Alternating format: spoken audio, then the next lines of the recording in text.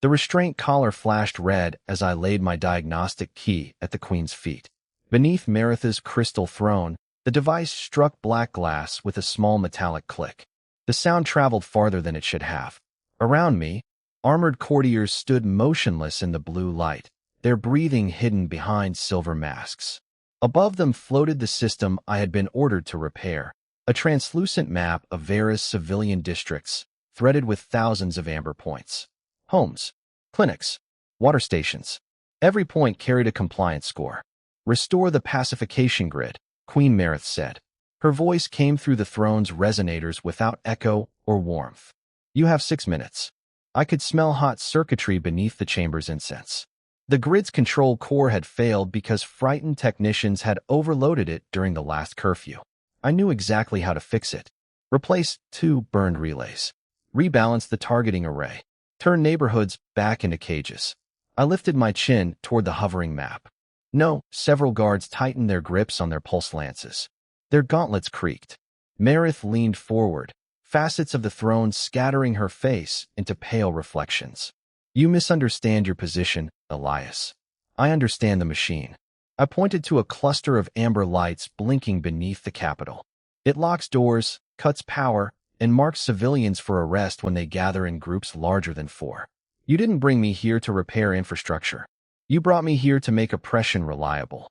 The collar warmed against my throat. One command from her would stop my heart. I kept my hands open where the guards could see them.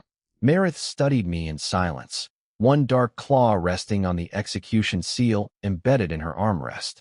"Humans speak of conscience," she said, as if it were a law of physics. No, my voice sounded small under the vaulted crystal. "Physics doesn't care what we do. That's why we have to." A guard stepped behind me. Cold metal touched the base of my skull. I expected the seal to glow. Instead, Maerith removed her claw from it. A murmur moved through the court like fabric dragged across stone. She smiled then, but there was no pleasure in it. "Death would preserve your dignity." The floating map vanished. Darkness swallowed the amber homes one district at a time. I have chosen something more instructive. 2 guards seized my arms and pulled me toward a side passage. The restraint collar unlocked, yet the absence of its pressure felt less like mercy than preparation. Maerith's final words followed us through the opening doors. "Transfer the human to Women's Unit 9. Both guards stopped for half a breath. That frightened me more than the execution seal had. Neither looked at me as they marched me downward through a service lift that smelled of ozone and sterilizing acid. 40 floors passed on the red display, then 60. The polished walls gave way to riveted military plating scored by old impact marks. "What is Unit 9? I asked. The taller guard stared ahead. "The Queen's punishment. For them, or for me?" The lift shuddered to a halt. "Yes."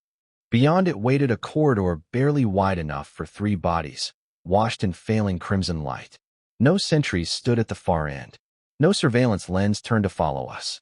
Only a steel door, 12 feet high, marked with a white numeral 9 beneath layers of scratches. The guards removed my wrist restraints and shoved me across the threshold. Warm air struck my face, carrying machine oil, metal, and the faint animal scent of too many people sharing recycled oxygen.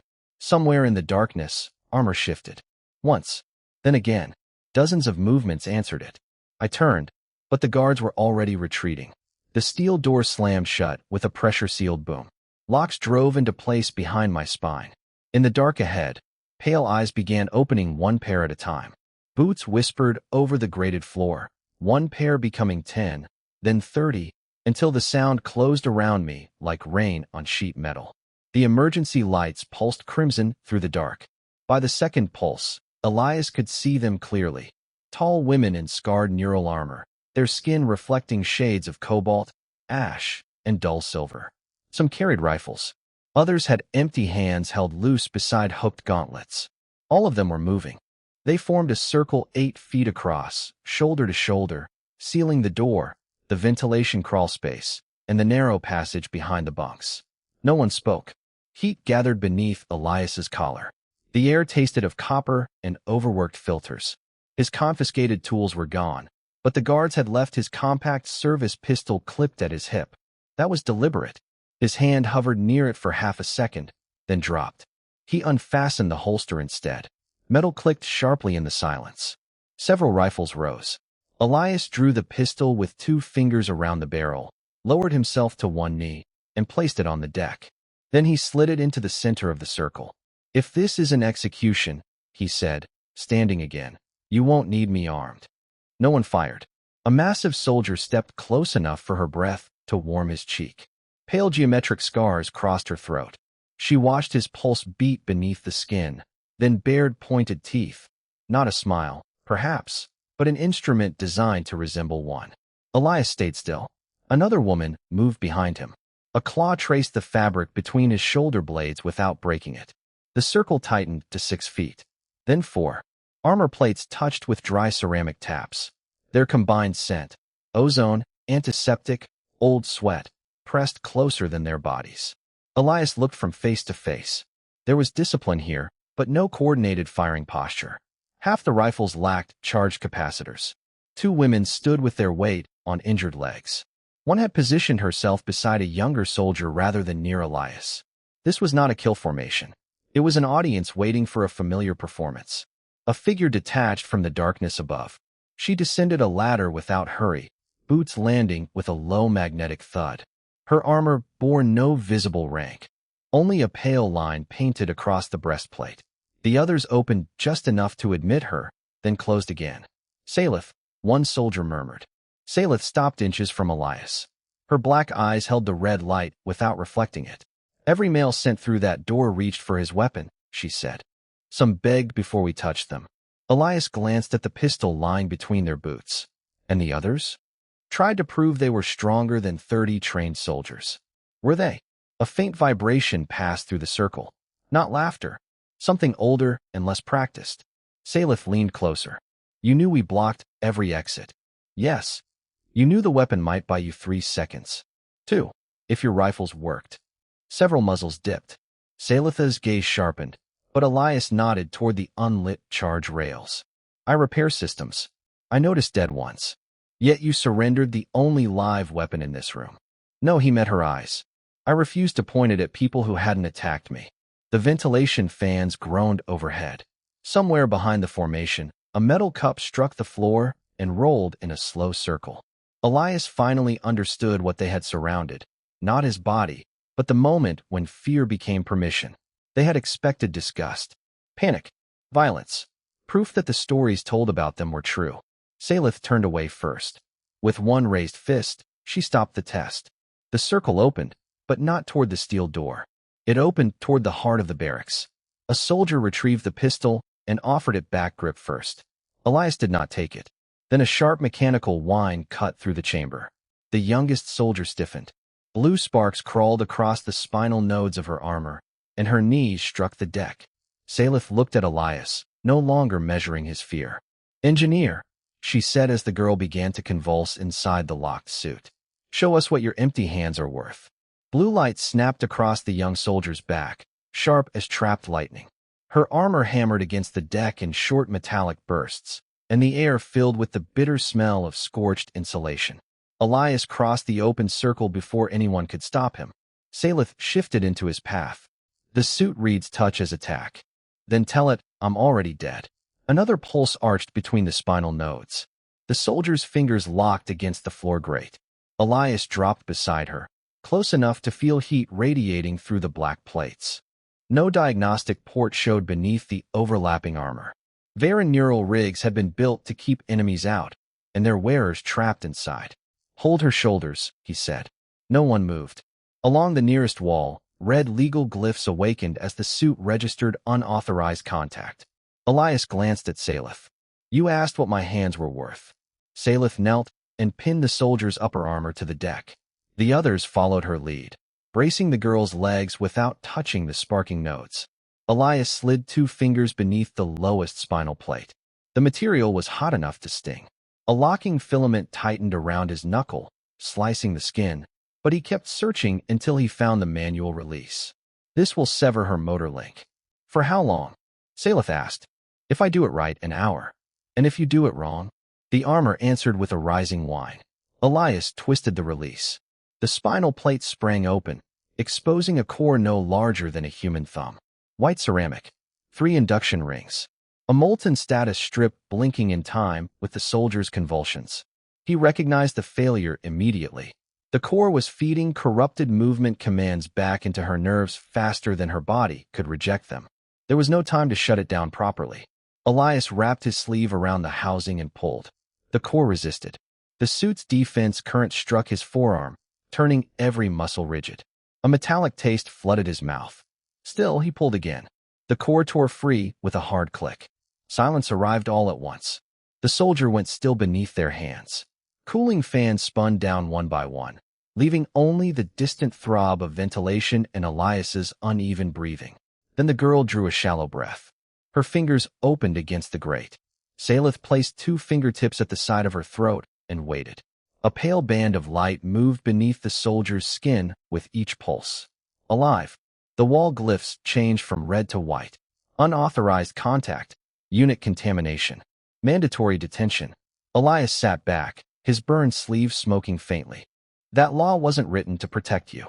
Salith looked from the warning to the soldier, struggling to focus. No footsteps shifted around Elias. Not retreating. Closing. For one cold second, he thought the test had resumed. Instead, the women formed a shield around the injured soldier, while 2 of them lifted her carefully from the deck. Salith rose and faced Elias. Protocol required restraints. The warning glyphs reflected across her cheek plates like frost. She reached toward the weapons rack. Elias did not move. Her hand passed the shackles and closed around a narrow maintenance case, its metal scarred by years of use. A faded name had been etched into the lid. She pressed it into his hands. Inside lay insulated probes, microdrivers, and a neural core extractor polished smooth by another engineer's grip. Our technician died with the last malfunction, Salith said. The court never sent another. Elias looked at the women surrounding him now. The formation was the same. Its meaning was not. Salith sealed the case, shut beneath his palm. You crossed the boundary, human. Now decide whether you can keep the rest of us alive when the palace comes to enforce it. /N. A low chime rolled through the barracks, soft enough to resemble mercy. Then the ventilation fan stopped. Warm metal replaced the cold medicinal air. The ceiling strips dimmed from white to amber, and Elias watched the oxygen indicator fall 1 measured point at a time. Across the chamber, ration dispensers sealed with heavy mechanical clicks. A palace crest burned red on every wall display. Unauthorized human contact has been confirmed, announced a calm synthetic voice. Surrender prisoner Elias. Full environmental service will resume upon compliance. Nobody moved toward him. Elias opened the dead technician's maintenance case. How long? At current occupancy? Salith checked the descending gauge. 3 hours before judgment begins to suffer. Less for the wounded. The young soldier lay beneath a thermal sheet, her breathing thin but steady. Condensation had already vanished from the pipes above her bed. Elias selected an insulated probe. I can reach the circulation controls. No, Salith stepped onto the central command platform. Blue light traced the old fractures in her armor. This is not your decision. She opened a channel to the palace. Her voice carried through the locked door and into the corridor beyond. Unit 9 acknowledges the violation. I authorize the human's intervention. A pause followed. Elias heard armored boots approaching outside, each impact vibrating through the deck. Transfer Elias, the palace officer replied. Your command status will remain under review. Salith removed the silver rank clasp from her collar. The metal was warm when she laid it on the console. There is nothing to review. I relinquish command effective now. Record the breach as mine. Murmurs passed through the women. One struck the wall with the base of her fist. Another whispered Salith's name. Salith silenced them with a glance. Restore life support. Surrender the prisoner first. He prevented a service failure your court ignored. He violated containment law. Then your law nearly killed one of my soldiers. The outer lock cycled. Elias closed the maintenance case and stepped toward the door, but 3 soldiers shifted into his path. They did not touch him. They simply filled the space, shoulder plates overlapping, pale eyes fixed forward. Move, he said quietly. None did. Salith descended from the platform without her rank clasp. You crossed our boundary when one of us could not stand, she told him. Do not insult us by assuming we will stand aside now. The steel door opened 12 inches before catching against the emergency brace. Cold corridor light sliced through the warm gloom. Beyond it, royal guards raised shock lances, their polished armor untouched by rust or neglect. Former Commander Salith, their captain called. "Order your unit to disperse." Salith walked to the opening. "I no longer command them." For one breath, the captain seemed relieved. Then the women moved. Those who had surrounded Elias in darkness now formed two silent ranks between him and the door. No weapons rose. No one threatened the guards. Their bodies alone became the answer. The captain activated his lance.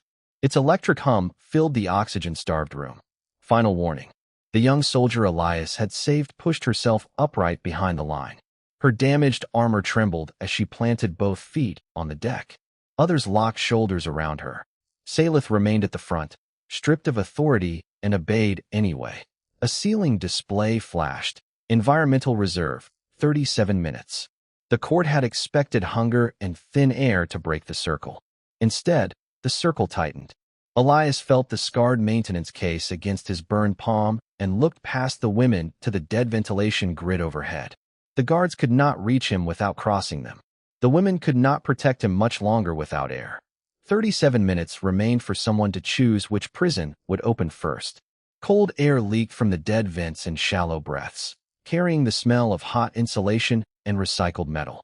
Above the defensive line, the reserve clock bled down through 34 minutes.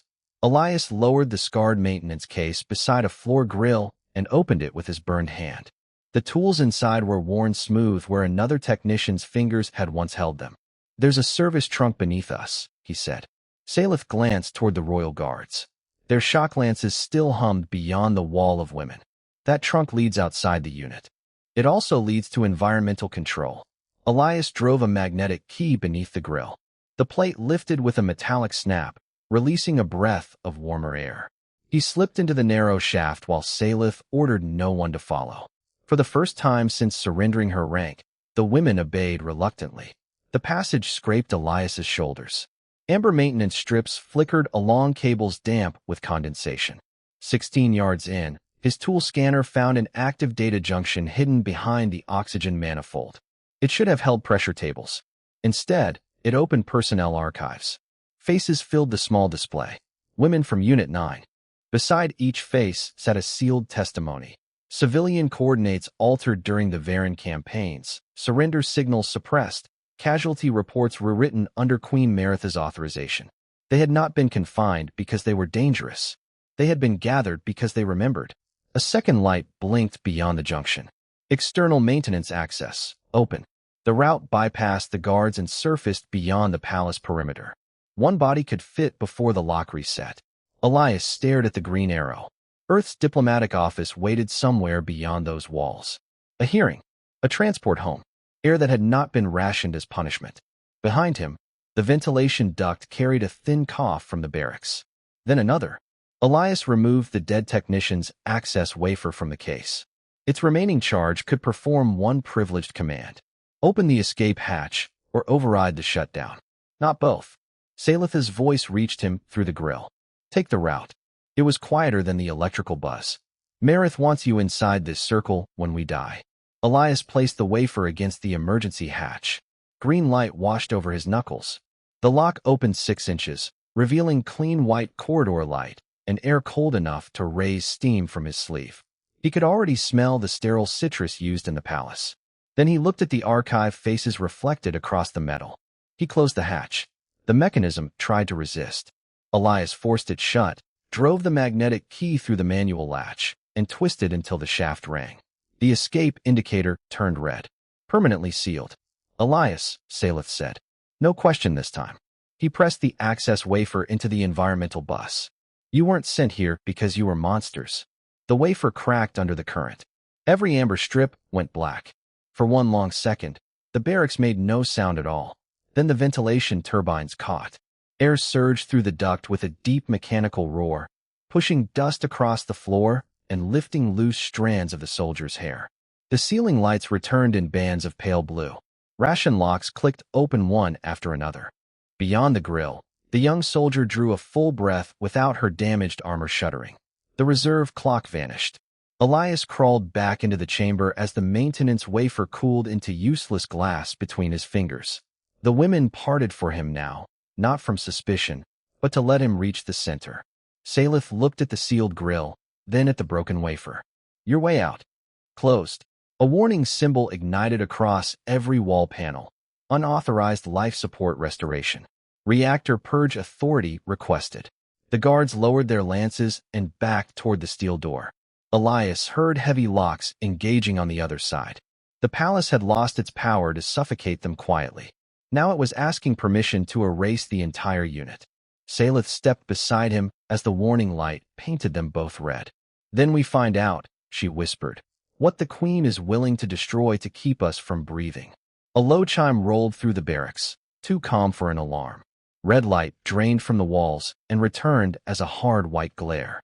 Somewhere beneath the deck, magnetic clamps struck shut in sequence, 1, 2, 3, until the vibration reached Elias through the soles of his boots. The air smelled of hot insulation. Purge authority granted, the station voice said. Reactor containment release in 90 seconds. Elias crossed to the engineering panel. Its display showed the barracks reactor climbing past safe output, coolant valves locked by a command signed with Queen Maerith's royal cipher. This was no longer a request. The reactor would turn Unit 9 into a sealed furnace, leaving nothing for the guards outside to explain. Salith pulled open an emergency conduit and exposed a nest of fiber lines glowing blue beneath translucent insulation. Can you stop it? Not with barracks access. Elias scanned the authorization tree. Every local override had been erased. One credential remained on the panel, pulsing beneath an Earth consular seal. Repatriation cipher accepted AS foreign sovereign key. His legal passage home.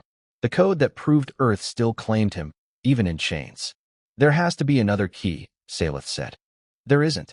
68 seconds. The women spread through the chamber without waiting for orders.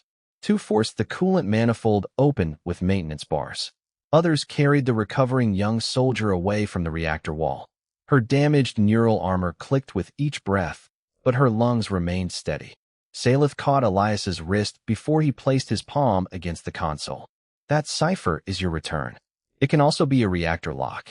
Once, the word hung between them. The deck grew warmer. Metal expanded inside the walls with sharp, ticking sounds. Elias remembered the sealed escape grill and the wafer fused into cloudy glass. Those losses had closed doors. This one would erase the only government-sanctioned road back to his own world. He entered the first half of the cipher. The panel asked for biometric consent. Salith tightened her grip. You owe us nothing. Elias looked past her.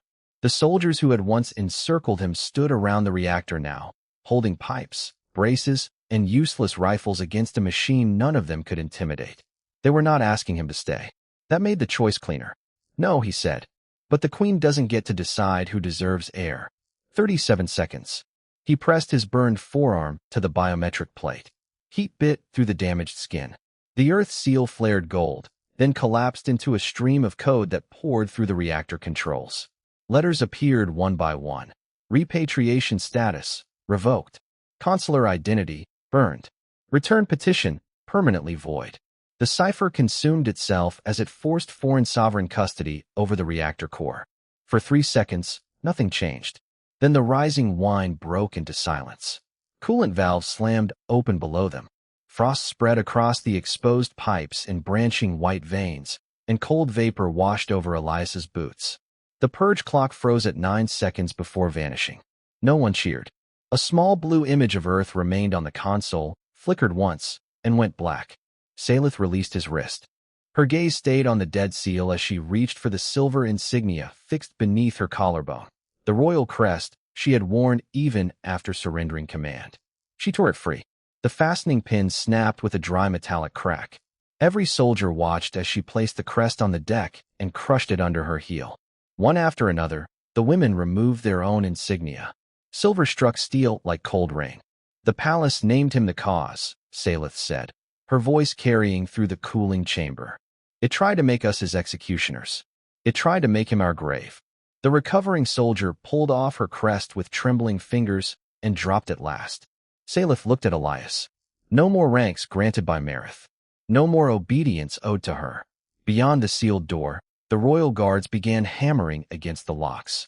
Unit 9 turned toward the sound, not as prisoners awaiting punishment, but as soldiers who had chosen the cost of refusing it. Elias had lost Earth in the system's eyes. Salith had answered by taking the Queen's empire away from every woman in the room. Then the barracks speakers crackled, and an automated notice cut through the pounding. Foreign sabotage confirmed. Unit 9 designated insurgent. All surviving personnel subject to immediate termination. The women closed around Elias once more. This time, every weapon faced outward. Metal rang against metal beyond the sealed door, each impact shaking pale dust from the ceiling seams. Emergency strips washed the barracks in a cold blue pulse, and the air still carried the bitter smell of scorched circuitry. Salith lowered her rifle and crossed to the command recess, while the women held the perimeter around Elias. Her broken insignia remained on the floor behind her. She pressed her bare palm against a black military archive plate. Nothing happened. Royal encryption, Elias said. Salith drew the dead unit engineer's tool from his belt and cut open the plate's casing. Glass fibers glimmered beneath it like frozen veins. Not anymore. She bridged 2 contacts with the tool. A burst of static filled the room, followed by Queen Maerith's authorization tone. The archive projected a chain of sealed orders into the dusty air. Elias saw his prisoner designation first, then his transfer route, then a line that made the surrounding weapons go still. Extranational casualty required. Salith expanded the file. The order had been signed before Elias refused to repair the civilian suppression system. His public defiance had not created the sentence. It had merely given Maerith a reason to display it. Unit 9 had been selected because its women possessed sealed testimony against the throne. Elias had been selected because he belonged to Earth. She expected you to die here, Salith said. Her voice barely rose above the pounding at the door. Then she would call our resistance a human operation. A tactical forecast unfolded above her hand. Every outcome ended the same way. Unit 9 erased. The alien prisoner listed as saboteur. Earth blamed for arming an internal revolt. Elias studied the timestamps. Maerith had prepared the accusation 6 days before his sentencing. The punishment had been theater. The grave had already been measured. A sharp crack sounded from the outer lock. The young soldier flinched, but kept her rifle raised, the raw patch where her crest had been catching the blue light. Can we prove it? Elias asked. Salith searched the archive index. Most channels had been scrubbed. Orders collapsed into gray fragments as palace systems deleted them remotely. She worked faster, fingers sliding across the hot glass until the skin of her palm reddened. Then another directory opened. Internal observation, Unit 9. The room appeared in miniature above the console. Elias stepping through the silent circle. Elias removing the failed neural core from the young soldier's armor. Salith surrendering her rank. The women shielding him from the guards. Elias sealing his escape route. Elias burning his repatriation cipher while the reactor countdown fell through 9 seconds. Every act had been recorded by military cameras authenticated through Maerith's own security network. The Queen had preserved the footage to study their deaths. Instead, she had preserved the truth. Salith copied the recordings into the barracks' isolated field drive and tore it free. The metal casing was warm enough to smoke against her glove. Your testimony can be dismissed, she said. Ours can be called treason, but this cannot be called either. Elias looked at the small drive in her palm. Without his Earth cipher, he no longer possessed legal identity in the Imperial system. Yet the same system had marked his face, his voice, and every choice he had made. Not a citizen, not merely a prisoner. Evidence. The outer lock split another inch, spilling white sparks across the floor. Salith placed the drive in his hand and closed his fingers around it. Maerith sent us a body to blame, she said. She recorded a witness instead. Above them, the palace network began erasing every transmission route beyond the barracks. One military channel remained connected to the Imperial broadcast tower. Its access window flashed red. 14 minutes. Elias felt the women close around him again, shoulder plates touching, weapons aimed toward the failing door. This time the circle was not hiding him from death. It was holding the last witness long enough for him to speak. Red emergency light swept across the service tunnel as the access window dropped below 13 minutes. Hot dust stung the air, and somewhere behind the walls, palace guards flooded the barracks they had just abandoned. Salith moved first. She drove Unit 9 through the narrow conduit in 2 silent columns, magnetic boots striking steel in a hard, measured rhythm. Elias ran between them with the field drive pressed inside his fist. At the final hatch, the young soldier knelt despite the tremor still passing through her neural armor. She connected the dead technician's tool to the locking seam. Blue current crawled over her gauntlet. The hatch opened onto the Imperial broadcast tower. Cold white light poured through. Tower personnel looked up from crescent consoles as Unit 9 entered, weapons raised but unfired. Salith crossed the chamber and placed one hand on the transmission core. "Leave," she said. No one argued. Elias inserted the drive. The core rejected him at once. No citizenship. No consular identity. No legal voice. Then the women surrounded his console, shoulder to shoulder, and pressed their military seals against its authorization rail. One disgraced prisoner had no standing. An entire condemned unit still did. The system chimed. Every screen across the chamber turned gold. Imperial broadcast established, the machine announced. Estimated audience, 11.4 billion. Elias opened the archive. Maerith's orders appeared above him in letters 30 feet high.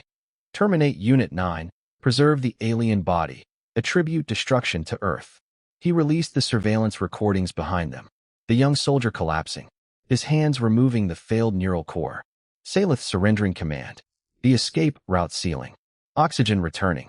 His repatriation cipher burning into gray static. Nothing was explained.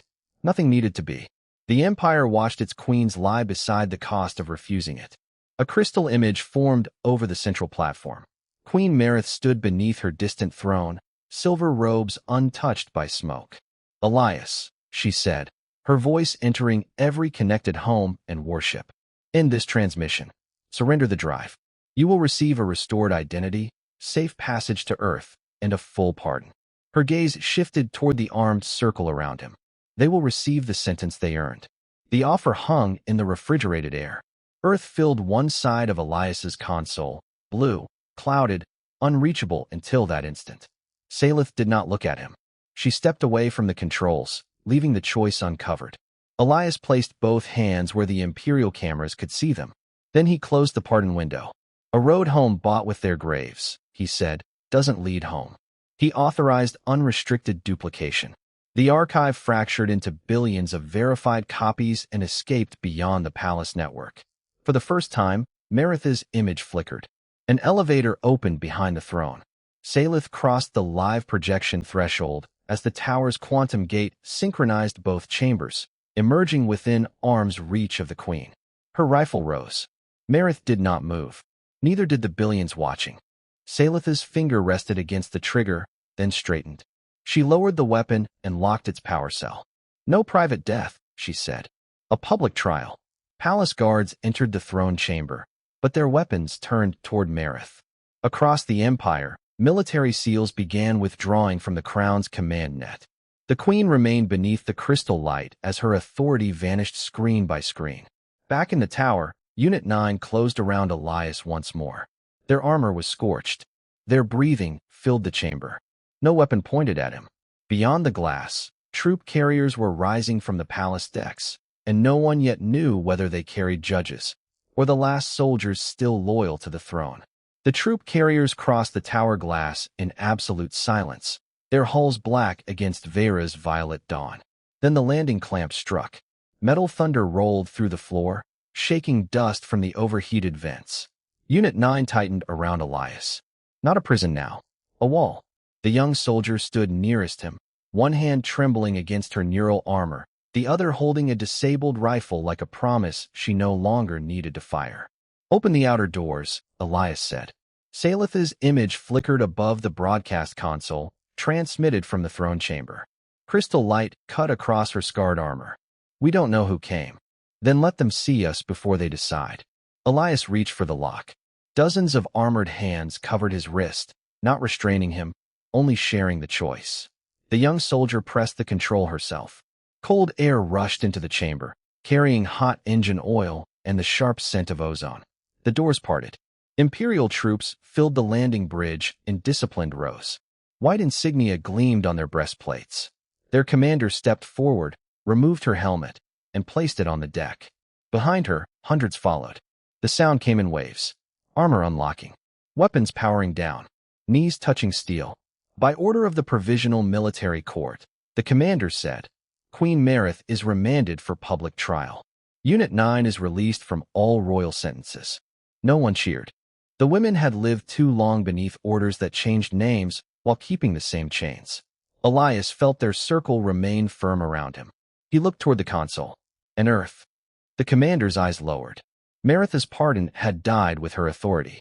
Elias's repatriation cipher was ash inside a reactor override port.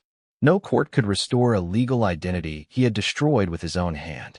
Earth has acknowledged the evidence, she said. But under interstellar law, Elias has no authenticated status to receive transport. The tower fans hummed. Somewhere behind him, damaged armor clicked with each breath. Salith entered through the quantum gate minutes later, bringing Maerith in restraint cuffs of dull gray alloy. The former queen looked smaller without the throne's refracted light. When she saw Elias surrounded by the women she had meant to turn into his executioners, her mouth tightened. They have cost you your world, Maerith said. Elias glanced at the hands still resting over his wrist. No, you offered me a way home that required leaving them behind. He faced the Imperial commander and placed Maerith's royal access seal on the console. Use this to restore every erased name in Unit 9. Their ranks, their records, their right to testify. The commander hesitated. The seal can also create one provisional citizenship. Elias pushed it toward the young soldier. Her tremors stopped long enough for her to accept it. Salith watched him in the pale morning light. Then she removed the command band from her own arm and fastened it around his sleeve. One by one, the women stepped back. For the first time, Elias stood at the center of their circle with every path open. No locked door. No raised weapon. No queen's command. He could walk through them. Instead, he turned towards Salith. Does this unit still need a systems engineer? A faint metallic laugh moved through the chamber, rough from smoke and sleeplessness. Salith extended her hand. Elias took it. Around them, Unit 9 closed ranks again, not to test him, imprison him, or shield him from a sentence, but to claim him before an empire that had finally learned the difference. Maerith had sent him among them as punishment. They surrounded him now as proof that mercy could become belonging.